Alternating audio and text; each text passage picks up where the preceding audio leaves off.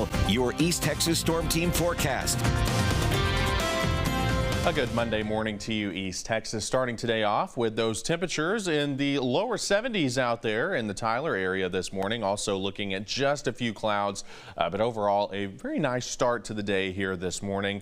That humidity around 81%. As we look here at what we're seeing across the state, not a lot happening. A few clouds from time to time, but as far as any rain goes, really just not seeing much of that this morning. But we could see a couple of instances of that later on this afternoon. I'll talk about that here in just a second. Temperature-wise across the state, about 77 in Houston, 73 over into San Antonio this morning, and about 75 there in the Dallas-Fort Worth area. As we look here at temperatures in our portion of Texas, again, those 60s with a lot of us this morning, also some of those lower 70s. So a fairly mild start to the day, especially when you compare it to what we're going to see this afternoon with those high temperatures climbing into those lower 90s. So still hanging on to summer. We've still got another week technically of summer here before we get into fall. As we look at those lows tonight, we're going to be back into those upper 60s to lower 70s out there, and that temperature trend, it continues here to show those temperatures pretty steady, right around normal or just slightly above it, especially earlier this week. And then we're going to be pretty close to average as we head towards our weekend.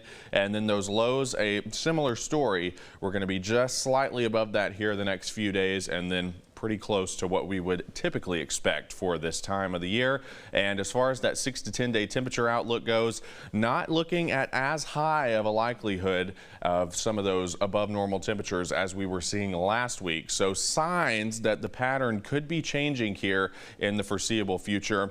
And also to kind of add to that, also some rain chances moving back in, some above normal rain chances through the same time frame. So some good news there as we head into the beginning of fall.